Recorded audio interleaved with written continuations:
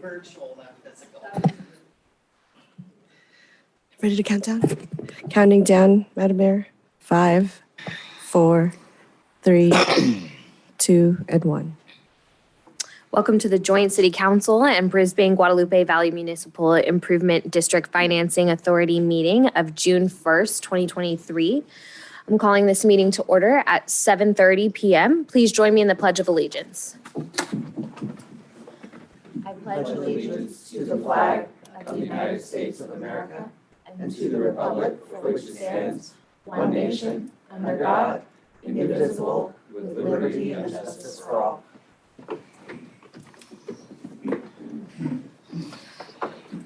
City Clerk, roll call, please. Councilmember Cunningham. Here. Councilmember Lentz. Here. Councilmember Mackin. Here. Councilmember O'Connell. Here. And Mayor Davis. Here. City Attorney, report out from closed session. Yes, Madam Mayor. Item D, the liability claim was acted on by the council and they will notify the claimant.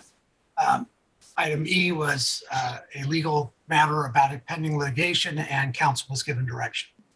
Thank you. Can I get a first and a second to adopt the agenda? Second. So moved. Roll call vote, please. Councilmember Cunningham. Aye. Councilmember Lentz. Aye. Councilmember Mackin. Aye. Councilmember O'Connell. Aye. And Mayor Davis. Aye. That brings us to oral communications number 1. This is for items that are not already on the agenda. And I have one slip here, Brian Shields. 3 minutes, please. Hello, good evening. My name is Brian Shields. I'm a field rep for Carpenters Local 217, located in Foster City, covering San Mateo County. And I wanted to come here and thank you for the time, but to speak a little bit about the need for labor standards. Labor standards should entail apprenticeship, healthcare, prevailing wage, or a livable wage, and access to local jobs, right? All of these have paved a pathway for me. Before I got in the union, I was making $18 an hour, and I built multi-million-dollar mansions, and it was barely in existence at that point. The union has got me to a place where, when my daughter was born, I could afford the health care to see that she was born, and the apprenticeship has given me a proven pathway forward. Right, in the field, I was a marine pile driver, which is like a specialty craft. I got to help build the New Bay Bridge and a lot of other neat infrastructure around the waterfront. And during that time, I wouldn't have been able to do that without the apprenticeship. I wouldn't have been able to do that well, safely, with the proper PPE, all of the above. So I would like to very much have a conversation with each and every one of you about that. And I'd like to send you guys an email tomorrow and begin that conversation. So thank you. Thank you. Yeah, thank you. Is there anyone else wishing to speak at this time?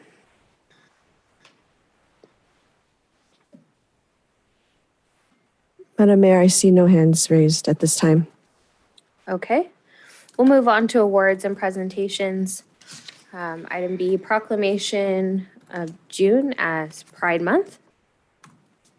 City of Brisbane Pride Month Proclamation 2023. Whereas the City of Brisbane recognizes and proclaims the month of June 2023 as Lesbian, Gay, Bisexual, Transgender, and Queer LGBTQ Pride Month throughout the city. And whereas the City of Brisbane joins the County of San Mateo to observe Pride Month with a progress flag year-round to honor the history of the LGBTQ liberation movement and embrace our diversity. That we are a community of all races, creeds, and backgrounds, and the pursuit of equality, respect, and inclusion for all is our goal. And whereas no one should feel subjected to any type of harassment, discrimination, or violence due to sexual orientation or gender identity. And whereas the City of Brisbane is committed to supporting visibility, dignity, and equality for LGBTQ people in our diverse community. And whereas while society at large increasingly supports LGBTQ equality, it is essential to acknowledge the need for education and awareness, which remains vital to end discrimination and prejudice. And whereas the nation was founded on the principle that every individual has infinite dignity and worth, And the City Council calls upon the people of this municipality to embrace this principle and work to eliminate prejudice everywhere it exists. And whereas celebrating Pride Month influences awareness and provides support and advocacy for the LGBTQ community and is an opportunity to take action and engage in dialogue to strengthen alliances, build acceptance, and advance equal rights. Now, therefore, be it resolved that the City Council hereby proclaims the month of June 2023 as Pride Month, recognizing all LGBTQ residents whose influential and lasting contributions to our neighborhoods make Brisbane a vibrant community in which to live, work, and visit. And San Mateo County LGBTQ Commissioner Jana Rickerson is here to accept the proclamation.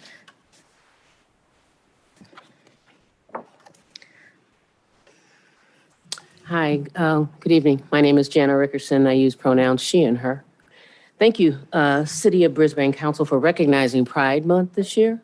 I'm so excited to see the city issue this proclamation and declare June as Pride Month. I'm honored and proud to accept this proclamation on behalf of the San Mateo County Commission on LGBTQ issues.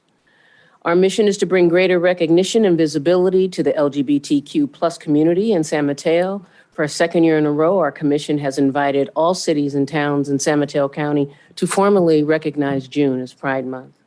This visibility allows LGBTQ residents to know that they are seen and that they are important. This simple act of visibility creates a deeper sense of connection and inclusion for everyone in the community at large. By issuing this proclamation, Brisbane is visibly demonstrating how important it is for all of us to see our local government celebrate Pride Month. Thank you so much for tonight and honoring the commission with this proclamation and the city of Brisbane. And remember, happy Pride and love conquers all. Thank you. I'll bring this proclamation to you.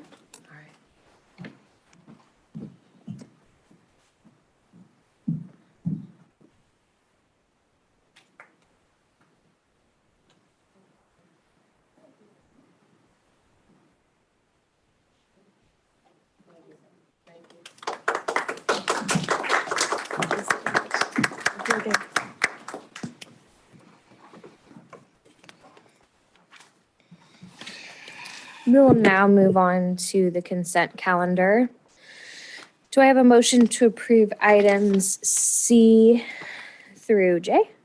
So moved. Second. Roll call vote, please. I'm sorry, was that C through Mine says J. L? J. Oh, no, you're right. I'm sorry, I was on the wrong page. Thank you. Okay. Add a motion in a second? Who, no, I don't know. I got just. Councilmember Mackin first. Okay, What's this the is second? second. Okay. Councilmember Lentz. Okay, So yes, we have a first and a second. Okay. Roll call vote. Councilmember Cunningham. Aye. Councilmember Lentz. Aye. Councilmember Mackin. Aye. Councilmember O'Connell. aye. And Mayor Davis. Aye. We'll now move on to the public hearing. Item K, park development impact fees. At the request of staff, this item has been removed from the agenda, and the public hearing items are canceled. City Manager, I'll let you speak to that. Yeah, I just wanted to give you an overview of in terms of why we canceled it. Oh, we can't hear you. Your mic's not on. Okay. Should be on, just Oh, I okay. wasn't speaking well Really? into it. Is that better? Get close to it, yeah. Yeah, okay. At your last meeting, we had a discussion under the Sierra Point Open Space and Park Planning item about a park development impact fee, and the council asked staff to go back and look at the options relative to doing what I might call a more generic fee, or one that is kind of broader base in terms of its potential use of funds. So we will go do that. We will bring that back to you this fall in terms of what options you may have. I think there's a couple other issues that we discussed last week, just to restate those. And that would be to provide a sounder, more clear definition of what types of projects impact fees can be used for. This is relative to the issue of long-term maintenance. And the second would be the time frame in which fees need to be spent. And then the fourth thing that I don't think we discussed, but we have discussed on a staff level is doing a comparability analysis with fees from other nearby communities, just to make sure that we're kind of in line with what others are doing. So we will bring all that back to you in, I don't know if it'll be on a study session per se, but it'll be kind of a study session format in the fall for a discussion. And then from there, you can provide direction. Thank you. Yeah, I just have a couple of questions in regards to that. Okay. So Clay, in bringing, when we had our discussion the last time, the analysis isn't like an either or, but it's rather than let's look at all the particular options and then having various options come back to the council, including this park development impact fee as it stands. Yeah, I think that's a fair characterization. Yeah. Mm-hmm. And then you talked about looking at how other cities are implementing impact fees. And then, South San Francisco, I think, is a great example of how they've utilized impact fees to provide community benefit to their city, whether it's, their new library or major, construction in some of their parks, and then as well as affordable housing too. So as part of that analysis, I think it would be really helpful to look at, say, for example, South San Francisco. When did they initiate, say, a particular impact fee, and then how much revenue that they've received from that impact fee, and then what did they use the money for? How did it make their city better? How did it benefit the community? I think the other thing that we could do is, we have a fairly decent idea of what our potential development envelope could be in the next 20 years. Mm-hmm. We know what the Baylands capacity is. We know what Sierra Point capacity is, what Central Brisbane capacity is. So I think we can make some reasonable calculations on what a fee would generate over a certain period of time. Sure. Just looking back on the notes from our subcommittee meetings, there was a significant amount of, potential revenue. I think it was like $33 million over a 20-year period. In the staff report, it mentions that, the Nexus study and then the ordinance. So we've hired a consultant that work's already been completed. Yeah, the work was completed and it was reviewed by the infrastructure subcommittee? It was by a subcommittee in December. Mm-hmm. Yeah. Okay. All right. Excuse me, but I don't have a staff report that you're referring to. And so I think that we're delving into items that this has been closed. This isn't proceeding. So I'm not sure if we're overstepping a bound here. This was, information that was received in a public meeting at the subcommittee level. So then wouldn't that be discussed in your subcommittee report versus in this that isn't a report? This isn't an action item.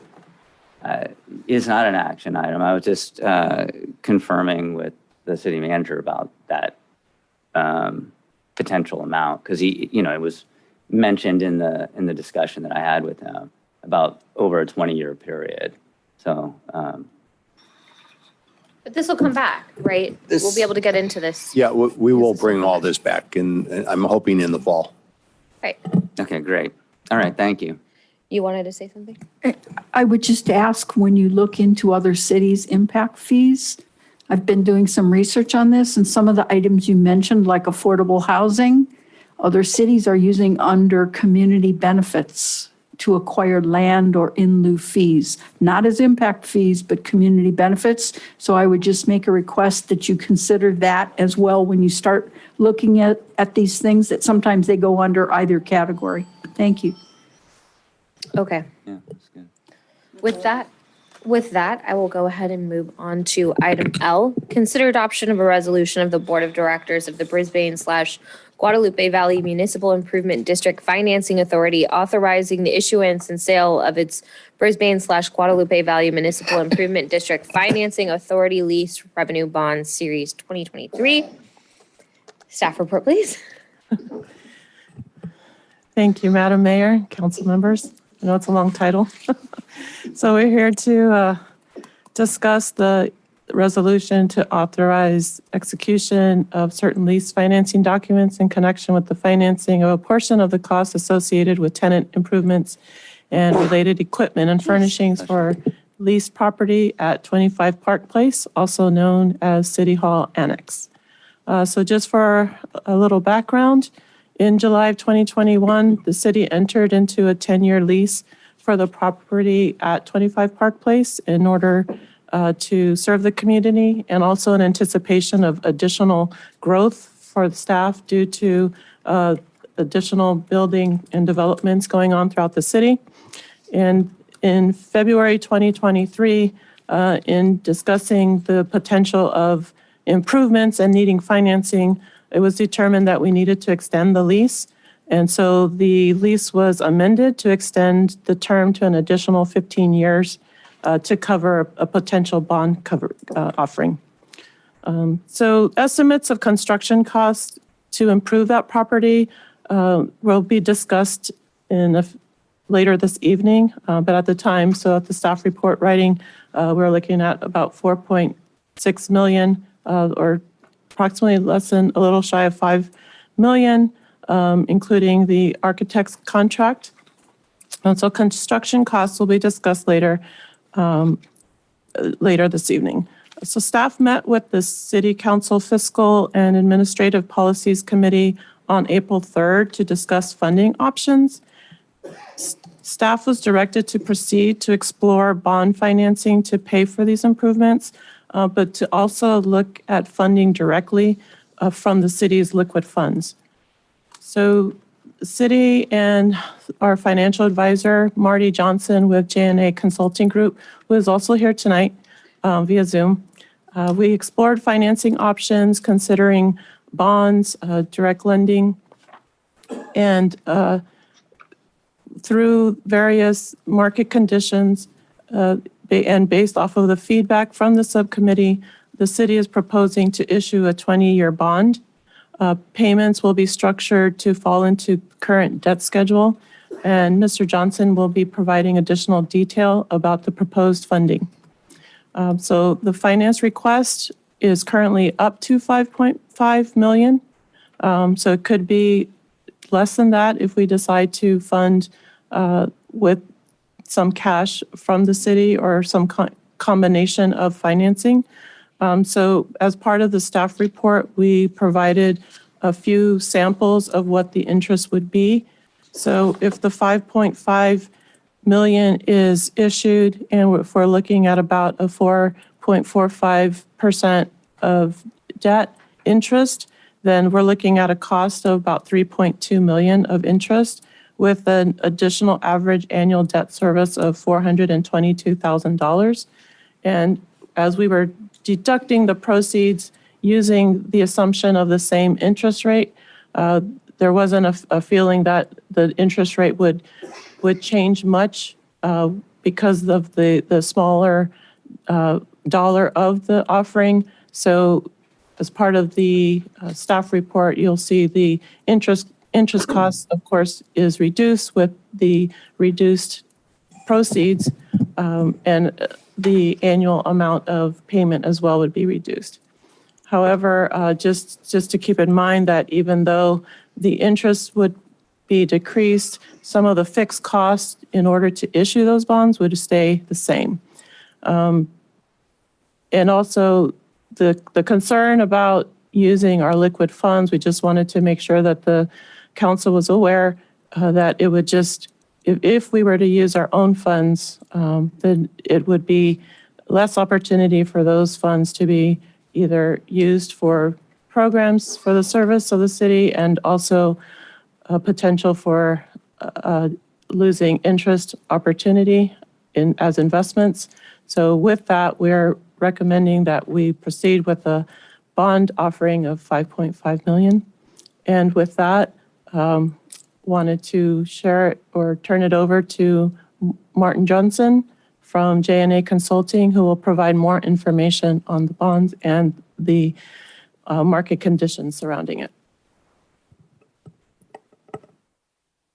Thanks, Carolina. Can everybody hear me? Okay. For the record, Marty Johnson with J&A Consulting Group. I've been working with the city of Brisbane for a long time at this point. Carolina went through much of the information, but I'm going to share my screen very quickly and just walk through a couple of pieces of information here related to the financing. So hopefully you can all see my screen now. And I believe you also have copies of this. First of all, just a little overview of the municipal bond market. Municipal bonds are priced off of an index that's published every day that we call MMD. And this represents, these lines represent what the various maturities that are rated AAA would trade at. And then we trade at some spread over those. And as you can see, this is just over the last 2 years. Interest rates have been quite volatile. If you go back a year, rates shot straight up, and then they came down a little bit, went back up, and they seem to be going up and down based on if folks get up and think that the Fed's done raising rates or they're going to continue raising rates. Is there a recession? Is there not a recession? There's just been quite a bit of volatility in the market. In fact, since I put this graph together, interest rates have actually started dropping again. But again, with volatility, we do have some flexibility in our timing. As Carolina said, we're currently estimating an interest rate of about 4.45%. There is approximately 20 basis points or so of cushion in that rate in the event the market moves against us. The bonds will be sized. We're asking for authorization to issue up to 5.5 million. However, the plan is to size the bond such that we will net $5.5 million for the project. In the current market environment, buyers want what we call premium bonds, which is where the interest rate, the coupon rate on the bonds is higher than the yield. And so those bonds sell at a price higher than 100 cents on the dollar. That allows us to get more in proceeds than we have in par amount. Somewhat similar if you're doing a home mortgage, to do essentially what you call an all-in mortgage, where all the costs are paid out of the rate and the rate's slightly higher. Similar idea here. And so we would net $5.5 million. And as Carolina said, the average annual debt service is right around $430,000 in that example. This shows how it fits in with the overall general fund debt service. All of these colored bars are outstanding bonds, and then these orange bars are the proposed bonds.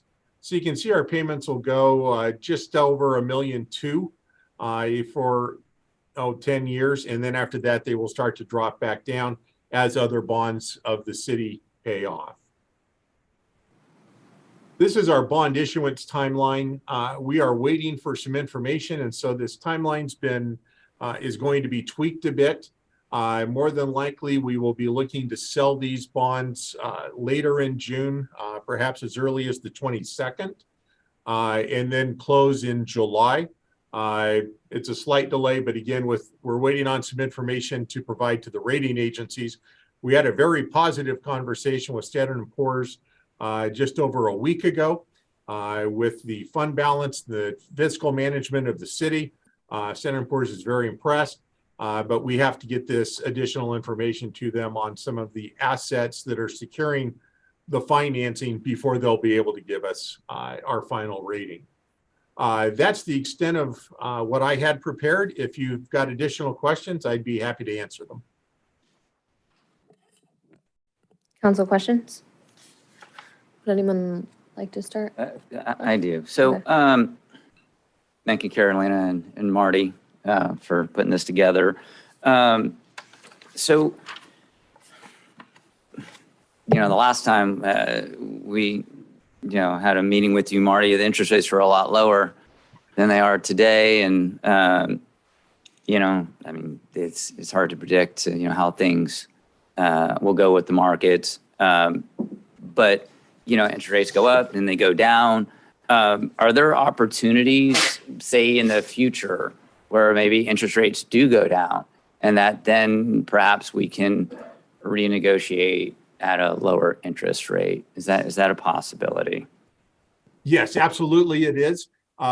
Generally, we sell bonds with what we call a 10-year call feature, which means that 10 years into them, we have the ability to take those bonds off of the market, replace them with bonds at a lower interest rate. We've done that in the past Yes. for the city on various bond issues. And so, yes, if rates get to a point where it makes that kind of a transaction worthwhile, we will certainly look at pursuing that. Okay, so you said that's within the first 10 years, not after 10 years. It is after 10 years. Oh, so, although, so after 10 years. Okay, so you're locked in then for the first 10 years at the 4.45. Yes, although we are starting to see bonds getting sold with a call feature that is at 8 years. And so that is something we are going to explore. I probably should have mentioned that we've got Rick Brandis and Dan Shaw from our underwriting firm, Oppenheimer and Company, in the audience. And if you're more interested in that topic, maybe I'd have Rick address that as well. Yeah, I just wonder if there's any flexibility, as you showed with your graph, there's the rates, like they skyrocketed, right? You see, it's just pretty stable and then it goes up really fast. And, maybe Absolutely. If there's a recession, maybe it goes the other way. Maybe the Fed decides, hey, we need to, stimulate the economy and then the rates come down but we got stuck, at the high point. So fellas, you got any maybe insight to that, please?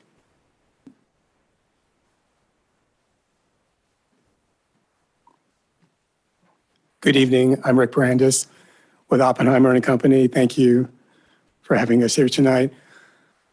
As Marty mentioned, typically bonds are sold with a 10-year prepayment option. In 10 years, you can refinance the bond, pay them off, or refund them with a lower interest rate. As Marty mentioned, we will explore a shorter timeline, maybe 8 to 10 years, 8 or 9 years. There comes a point, if you go too short, it'll cost the issuer an interest rate. Most buyers like to hold on to that debt for 10 years. Sure, it's a solid investment. Correct. Right. Correct. So we will go to our buyers and talk about how short of a prepayment we can go without affecting the pricing on the bond. Okay. All right. Yeah. And we'll, like with a home mortgage, if you, have some extra money, you could pay down your balance. Is that something that the city could do?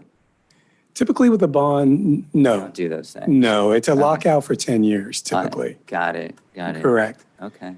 And then sometimes there used to be an advantage for municipalities in the tax code that allowed you to refinance early. It came out of the 1986 Tax Reform Act. It's called an advance refunding. You get one shot at doing that and doing a tax-exempt advance refunding over the life of the bonds. Well, the 2017 tax cut bill took that out of the market. So we're hoping that will come back. Yeah. And if that comes back, then we have another tool we could use. Yeah, sure. But right now, we don't have that. Okay. Yeah, with the city's making, high interest on some of our investments, right? But then interest rates goes down. And then, it'd be nice if that was available to be able to, if it makes sense. Right? Believe me, people like Marty and myself are hoping that will come back. Sure. All right. Thank you very much. And Councilman, if I can maybe make one more comment. Okay. As to your discussion on extra cash. Recognize this isn't the only bond issue the city has outstanding. So in the event the city has additional cash that it wants to use to, lower its outstanding debt in the next 10 years, we have other bond issues out there that would be at that phase that we could potentially look at paying off early. But those are at lower interest rates, aren't they? Yes. Yeah. We just have to look at an analysis, but there are bonds that we might be able to take out that would be of benefit to the city. Okay. All right. Thanks, Marty. Councilmember Cunningham. Thank you. If you wouldn't mind, I think we hate talking about reality. We like to sort of polish things up and make them all look great. But the reality is we've come out of a terrible, terrible time. We've come out of 3 years of COVID and everybody got slapped every direction. And the reality is that things are going to be more expensive for us.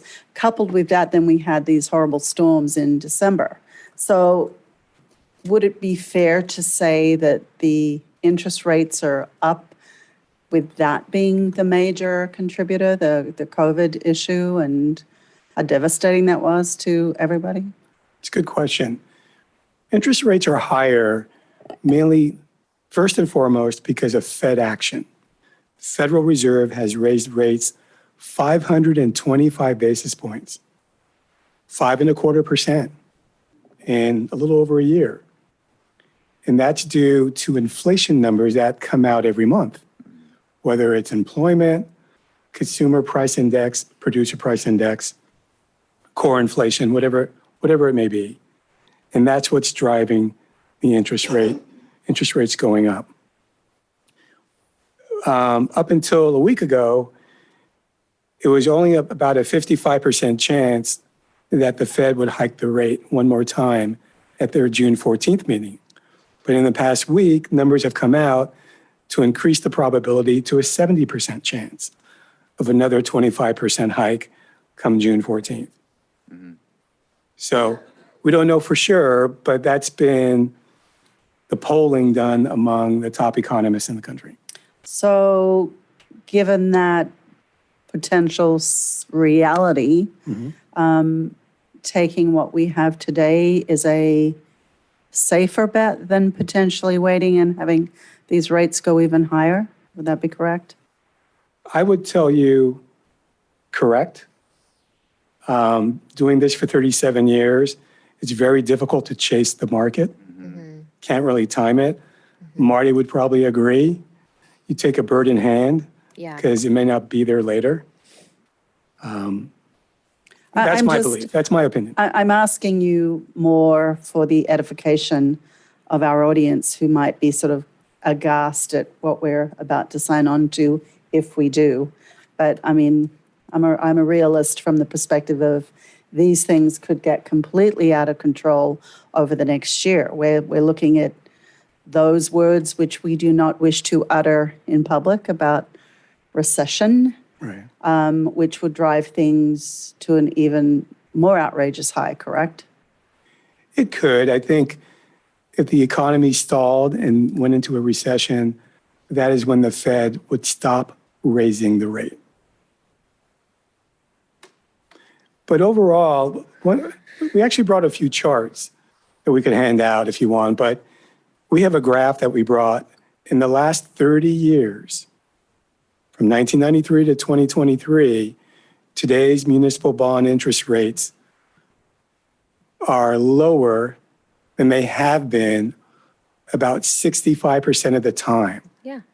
So even though we're not the all-time low we had in 2020 and 21, we're still lower in the bottom third of rates.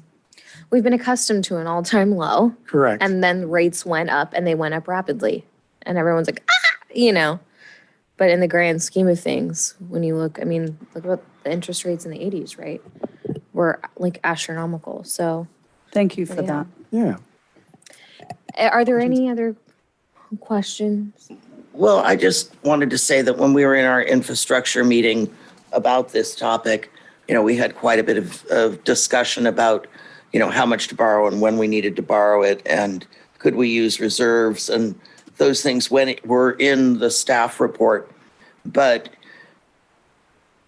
while we can't pay off this bond if we come up with extra money in our bank account, there are other bonds that we can pay off that have reached that 8 or 10-year maturity rate. And so while, you know, it's better to get the bird in the hand right now and then see if we have that excess funds to go ahead and look at our other debt and see if restructuring some of that would work better for the city as an overall picture. So I was satisfied with what information we had in the subcommittee and how it was presented and how it allayed our fears of, and we, at this point today, right now, we don't have a rate on the table.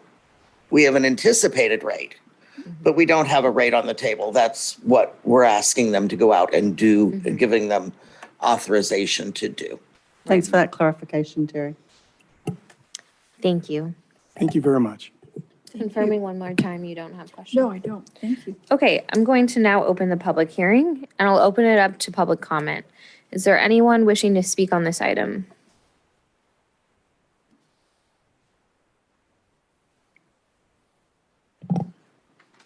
Madam Mayor, I see no hands and have not received any written correspondence Can I get a first? at this time, like in terms of text and emails. But we did get one earlier today or yesterday. We did receive correspondence from Dana Dilworth regarding 25 Park Place. Thank you. Can I get a first and a second to close the public hearing? So moved. Second. Roll call vote, please. Councilmember Cunningham. Aye. Councilmember Lentz. Aye. Councilmember Mackin. Aye. Councilmember O'Connell. Aye. And Mayor Davis. Aye. We'll now move on to council discussion. We can have discussion, or if there's somebody that's ready to make a motion, I'll entertain that too. You know, I just got a quick question for Clay or Carolina, and it's in regards to the lease. You know, I really like your explanation, Terry, how you kind of summed it all together, and I'm in agreement.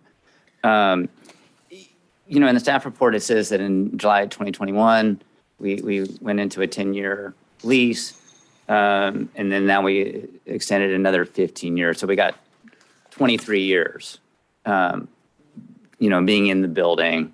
And even though we don't own it, but we're making a serious, you know, commitment to be there. And when you look at the amount that it, you know, that's needed to bring it up to the standards necessary, we're really looking at over a long period of time, 23 years, which is significant. So did I get that correct?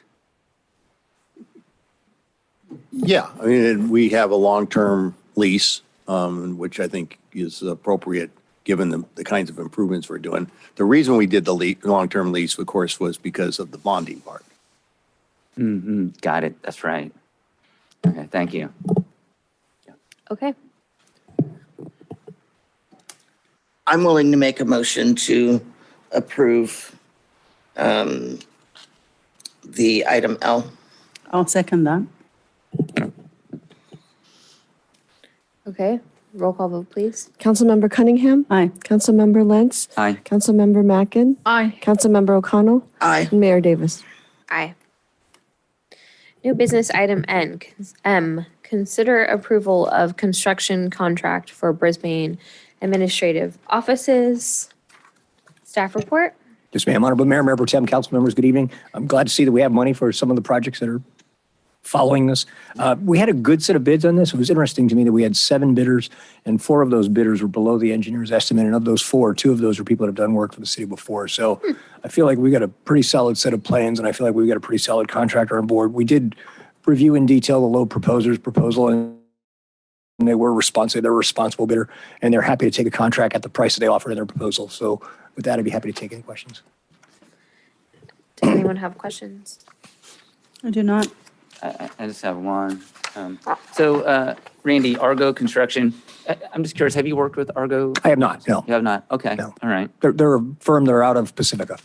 Out of Pacifica? Yes, sir. Okay, great, great. And do you know of any of the projects that they've worked on? I'm sorry, it doesn't come to top of mind. I Sorry. did go through their references, but, and I made a couple phone No, calls. top of Maybe your it head. was Sorry, I satisfactory. probably should have, reached out to you earlier. Fair enough. I should Apologize have for brought their that. references with me. So- That's okay. All right, thank you. Sir. Anyone else? Okay, I'll open it up for public comment. Is there a member of the public wishing to make a comment on this item?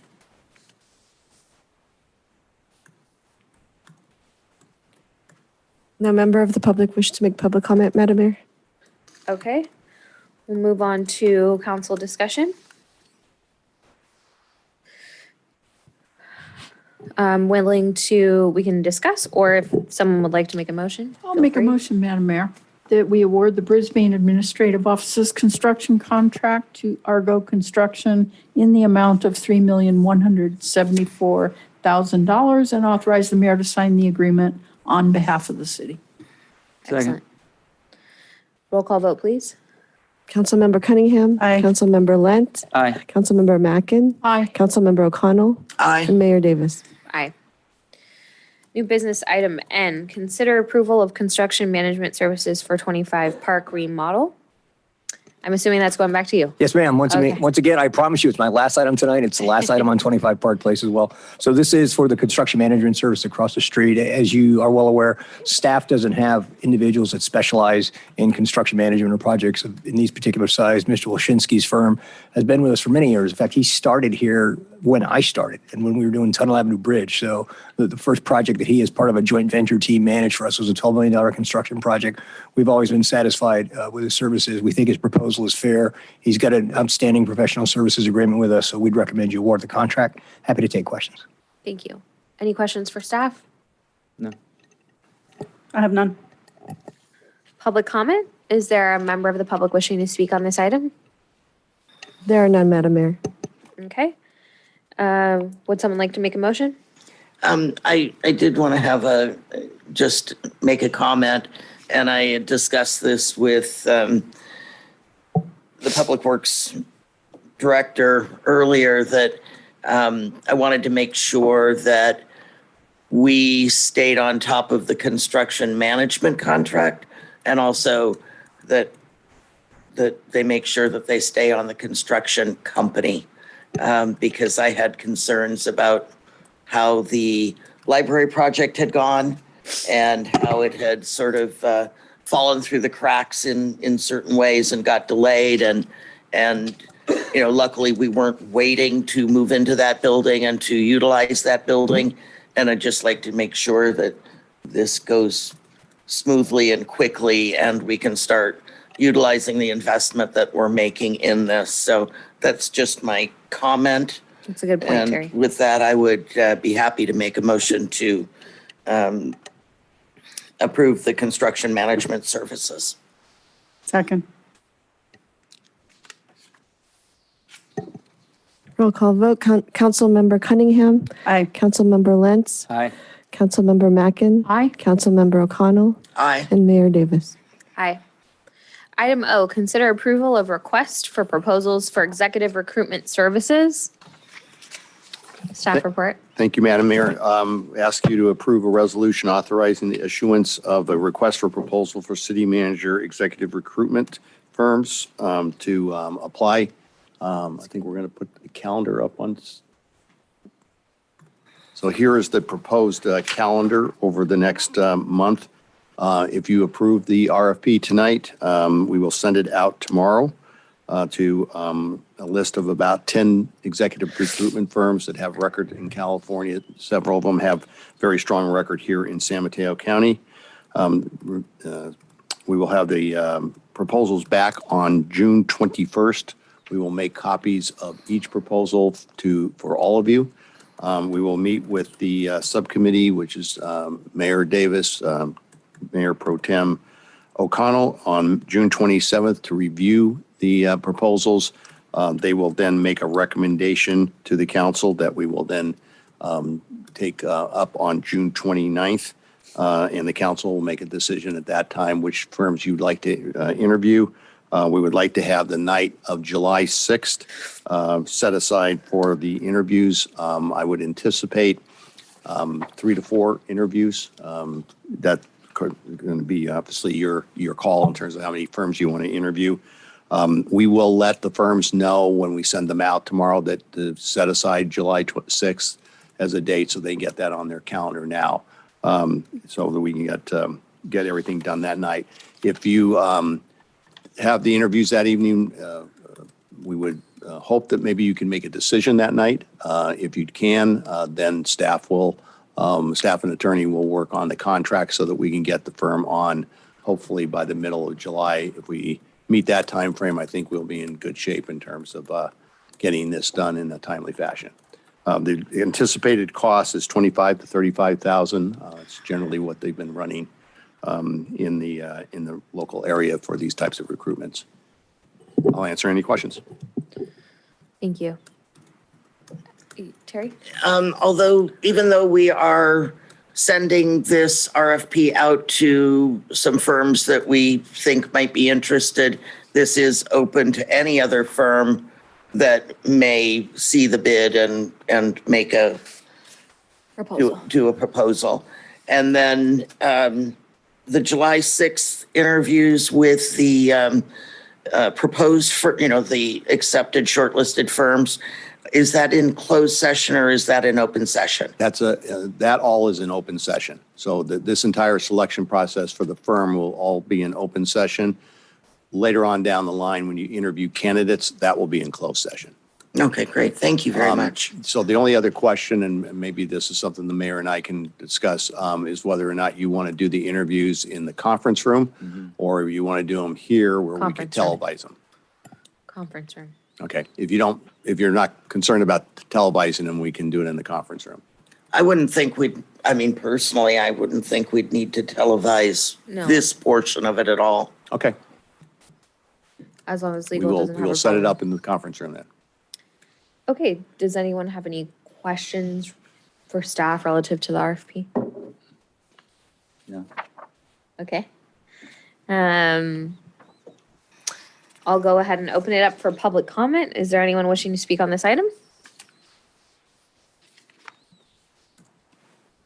Madam Mayor, there are no members of the public wishing to make public comment.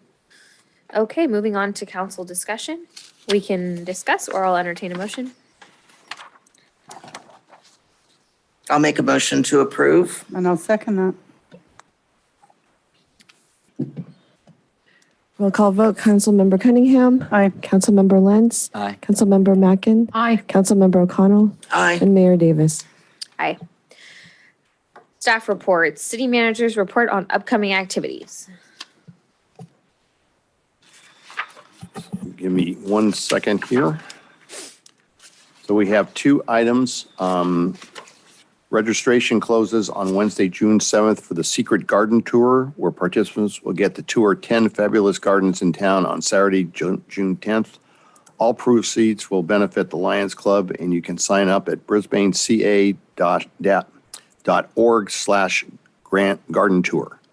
brisbaneca.org/garden tour.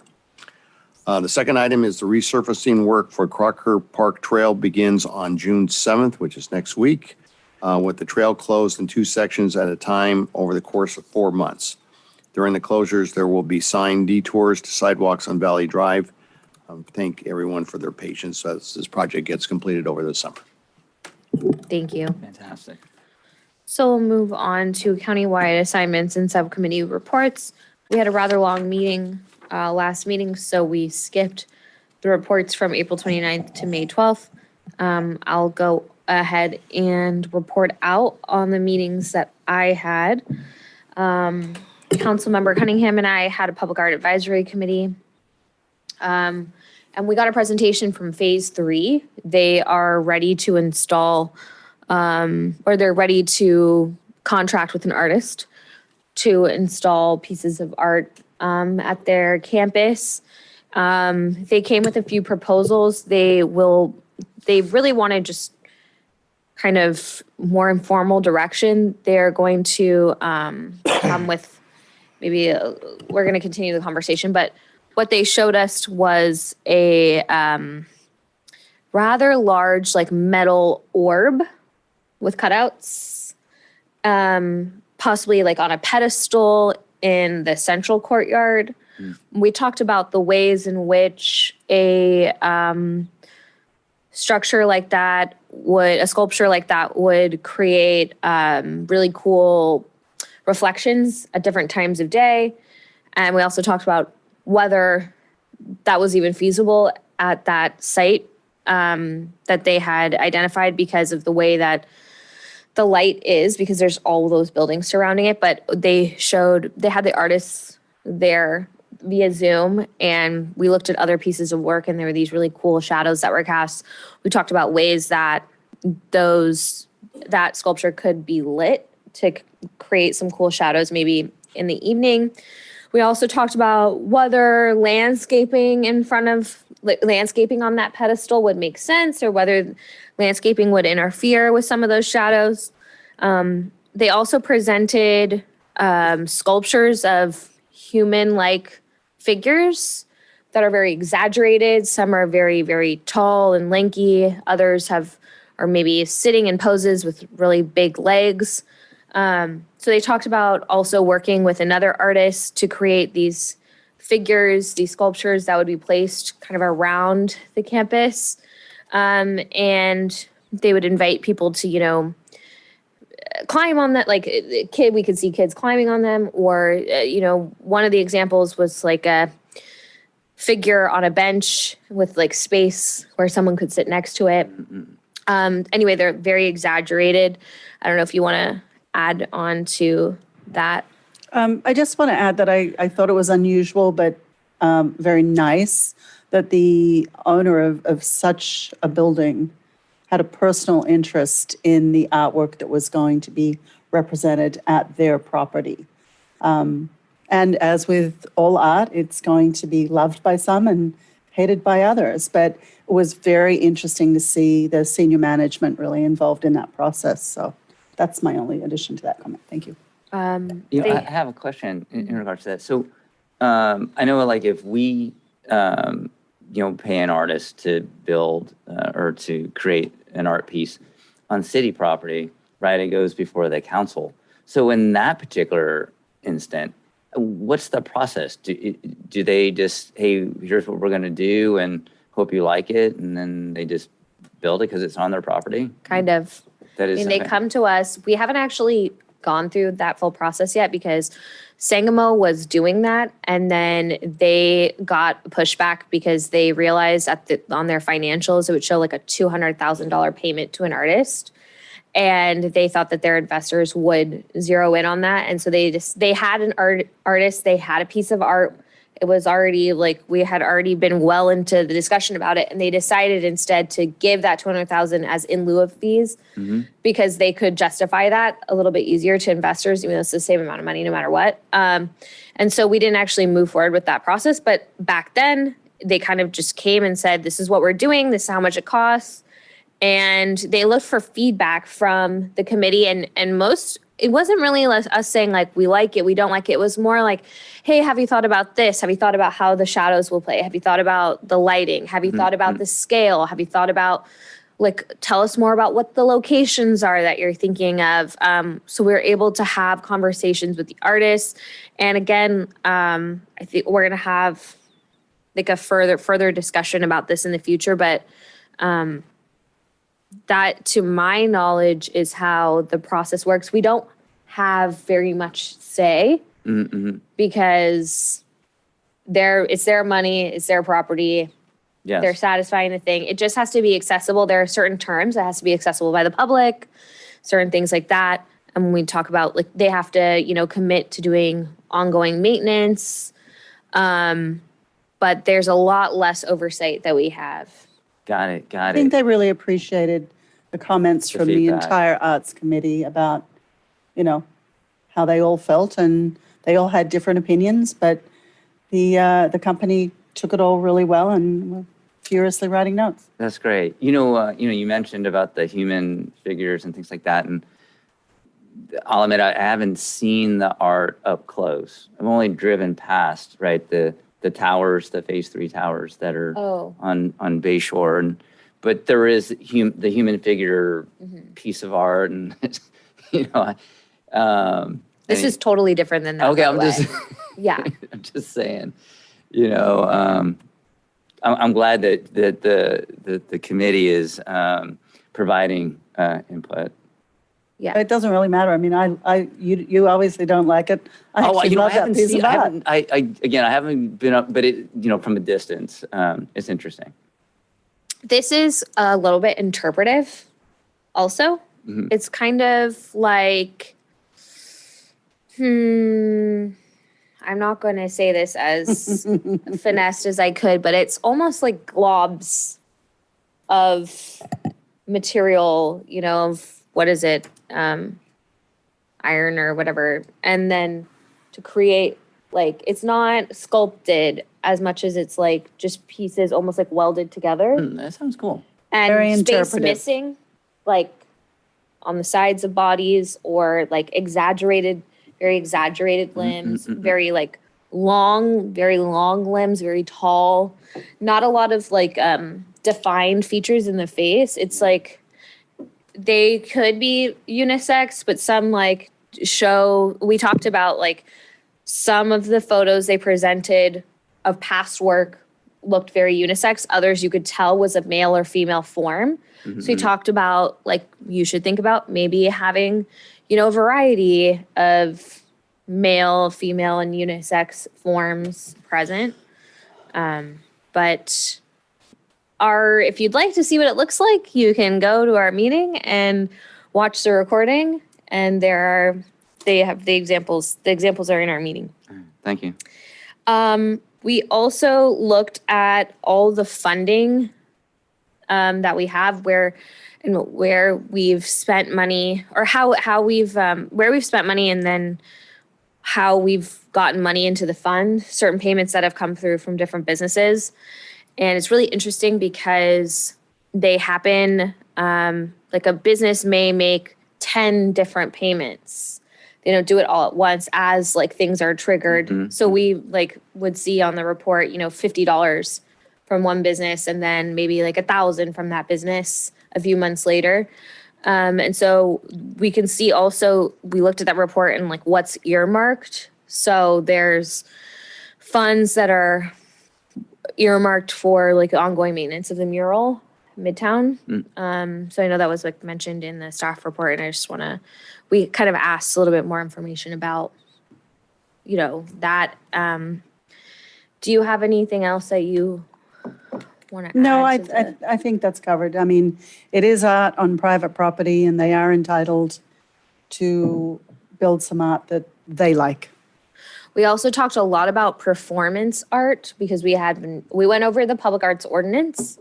We have new members of the committee, and the question came up about whether we could use money from the public art fund for performances.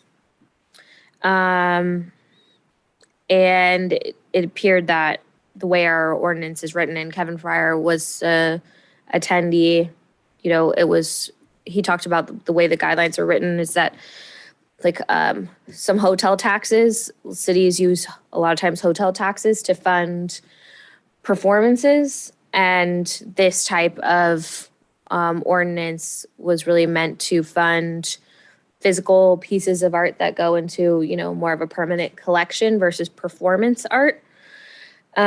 We talked about different events that we might be able to do and whether the public art funds could be used for events as well. We talked about a sidewalk chalk event, and we also talked about how we could revitalize Firth Park, that sort of the turtle and then also the like helix thing. And we talked about doing a push pin party, maybe in the old library, which depicts the day in the life of Brisbane. So that's an event that wouldn't really cost us anything out of the public art fund, but it would open it up to anyone in Brisbane who wants to say, come and submit a photo of something in town.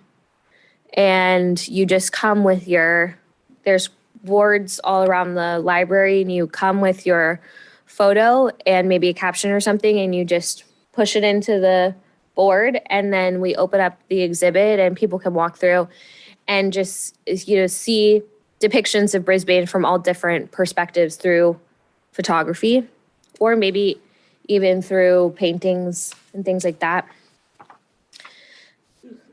When you said that there was discussion on whether the art needed to be durable art or could be transient, was a decision made on that the way the ordinance is written now? Well, the ordinance will allow us to do temporary art, or art like on loan. Those are physical pieces though. Correct. I think from the way that our ordinance is written, it doesn't allow really for any of the money to be spent on performance art.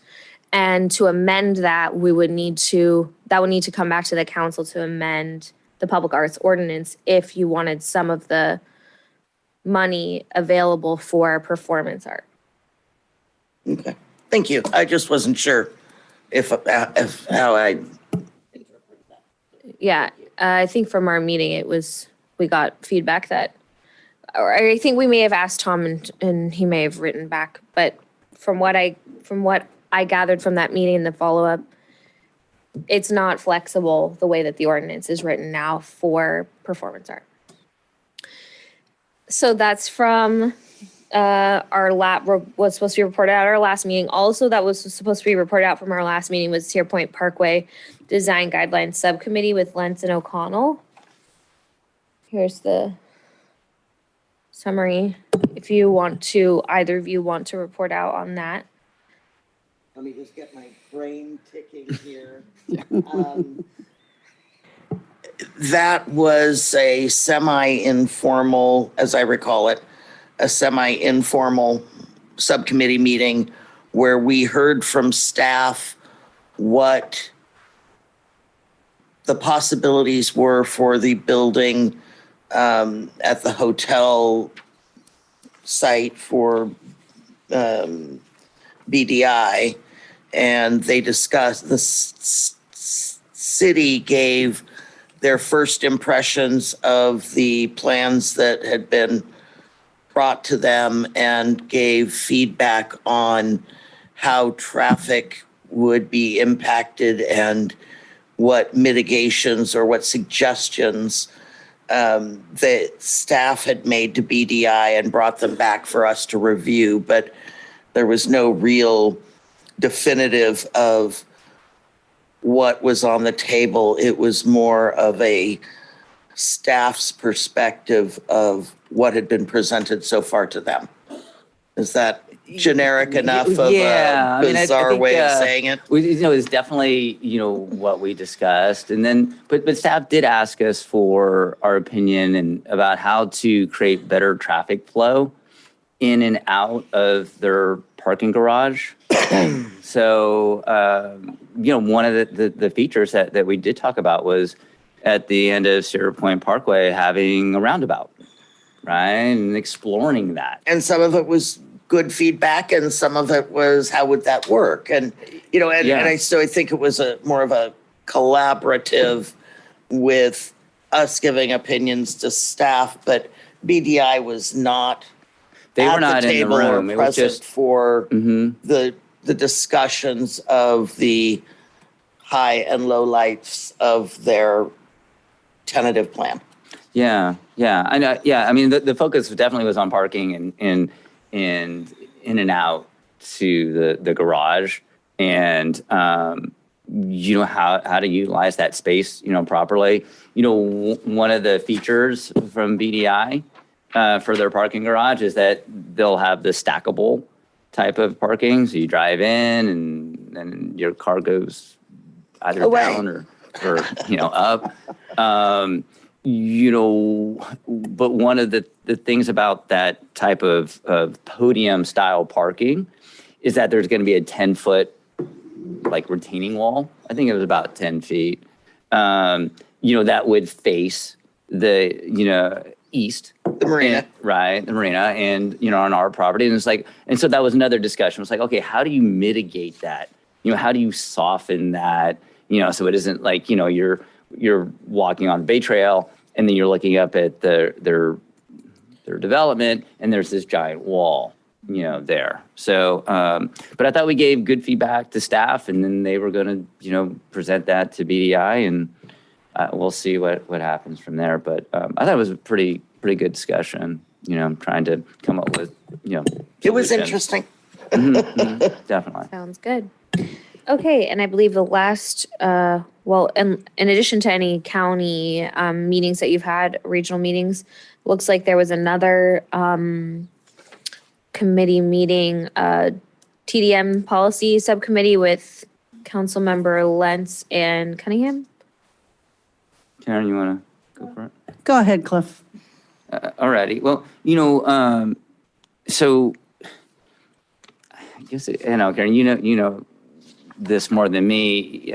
When CCAG implemented the TDM, the countywide one, and so all cities had to do it, right? And so, but the requirements from CCAG, a lot of them are voluntary, right? And so, and every city is unique, and we have some, pretty big developments, and they're going to have, pretty major impacts on our community.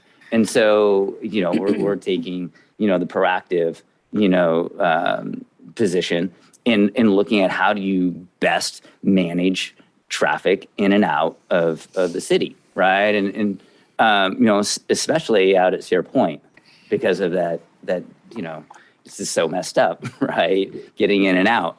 So, but a couple of the things I just brought the staff report, or our committee report. It isn't just new development, right? That you can, require them to do this. It's also existing, right? If they come back to the city and say, hey, we want X amount of, remodel, right? It could trigger them to go to the highest standards, depending on the size of their building, right? Or their development. It's in different tiers.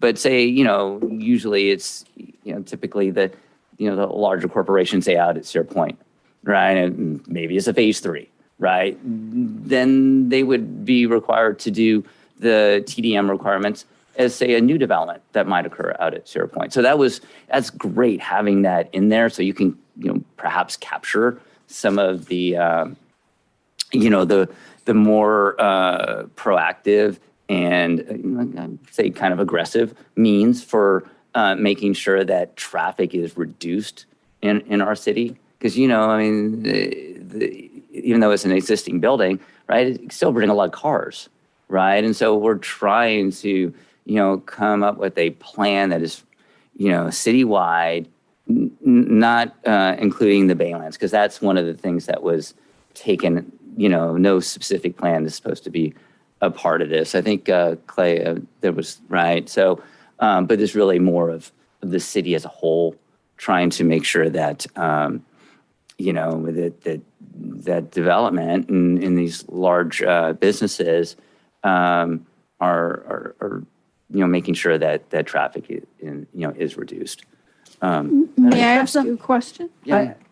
Can I add some specifics if you're done? Yeah. Okay, so the problem is, doesn't matter what CCAG says, doesn't matter what the state says, doesn't matter what anybody else says. We've got a lot of cars on the road, and we're not going to get those cars off the road until we can provide adequate transportation, whether it's public or Yes. private.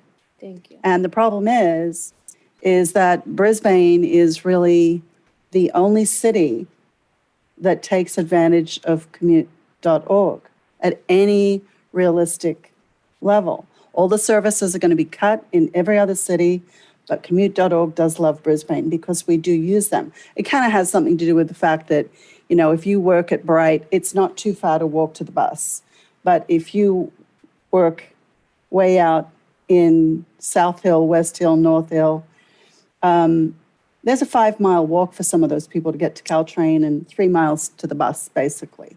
So until we can come up with a way to fix our public transportation, to get people to their jobs, they're going to drive. And when you think about the road that goes out to Sierra Point, it's one lane. I go out there every single morning.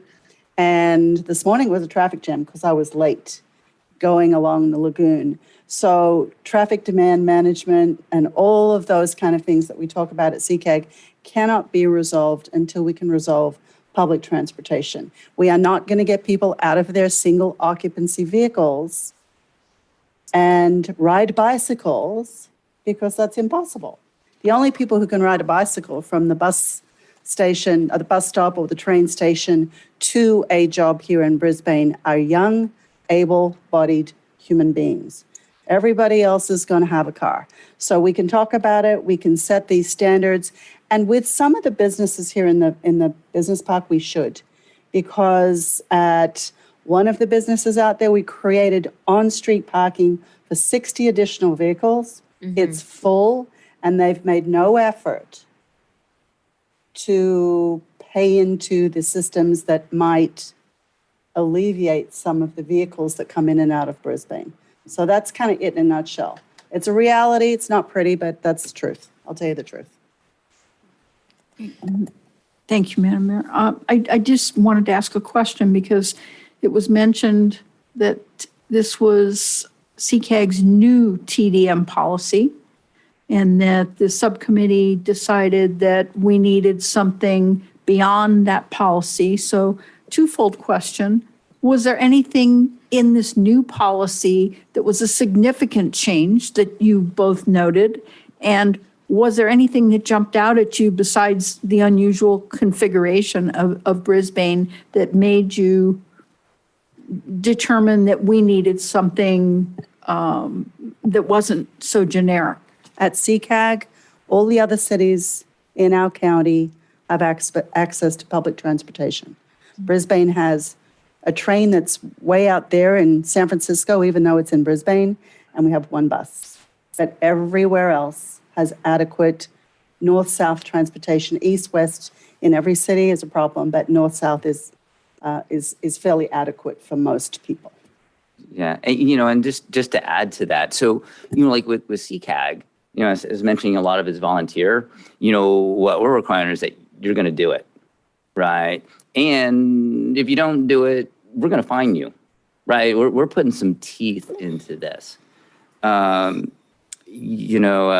this other thing, and it's called Commuter Benefit Program. That was the thing I forgot. I was just blanking out on it in our subcommittee meeting, right? It's a state requirement, right?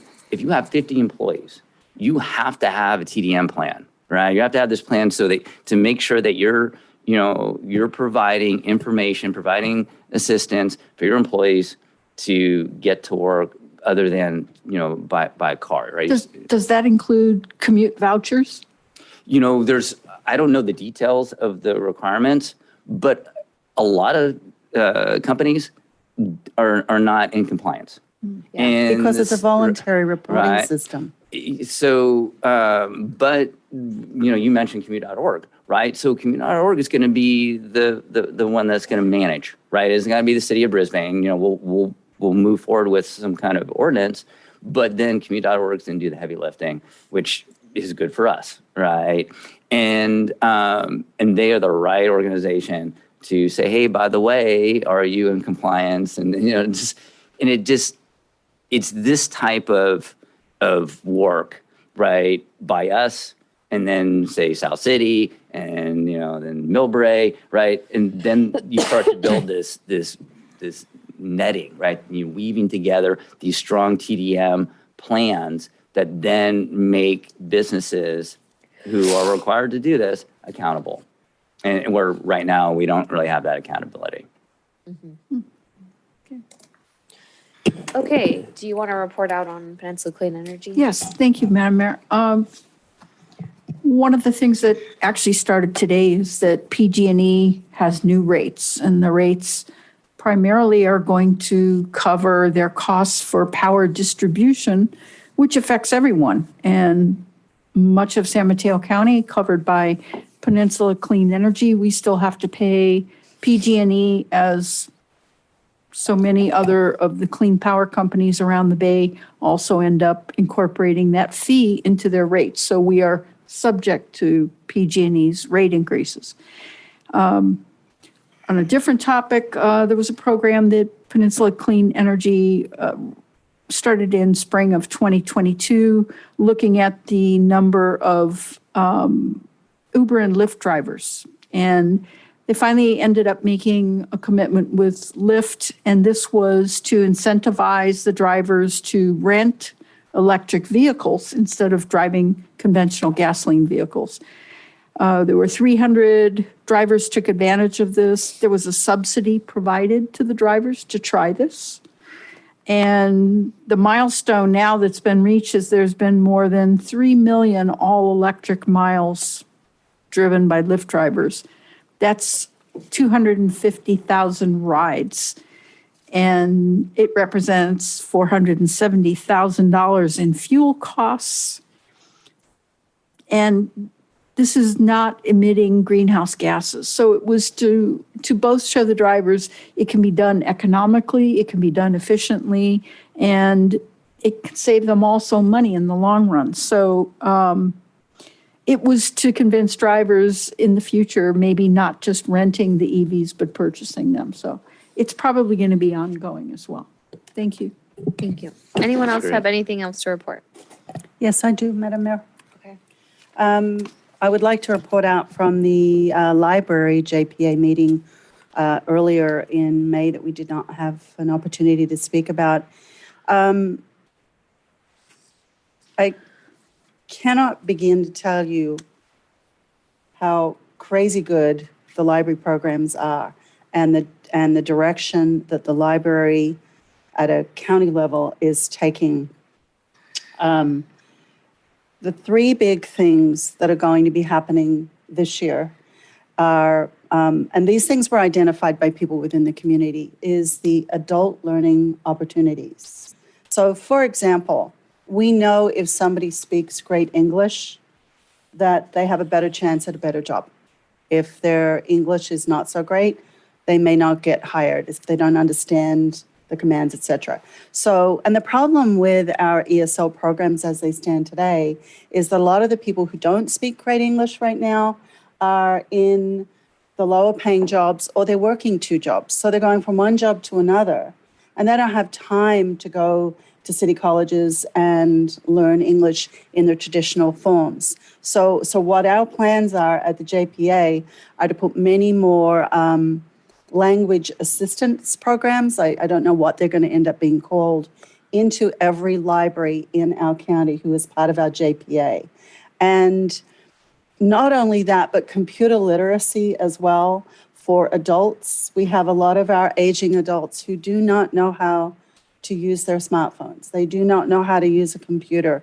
When we have certain people in our community trying to fill out FEMA forms from those storms in December, it is not possible. I worked with one of our people to get an advocate from the county just to do these forms. And even that advocate, who is a very well-versed computer worker, said this was not set up for anybody who doesn't know computers really well. So there will be a lot more programs coming into the library spaces. And the other thing that I know from Brisbane, we had a lot of requests for additional teen programs, but that wasn't just from Brisbane. That teen programs were requested throughout the county. So look forward to these things coming to your library soon. Great. Thank you. Okay. I will say that I attended the Airport Land Use Committee subcommittee. We did approve one housing element and general plan change for, gosh, I forget which city, but nothing too much of note there. I was also involved in the San Francisco Roundtable Technical Working Group, and we've been discussing landings and then also some innovative flight procedures. And again, it was more on a technical level and nothing to report out as far as milestones. Terry, excuse me, was the Tanforan housing approved because of the height limit there? Not, that wasn't in the last couple meetings, but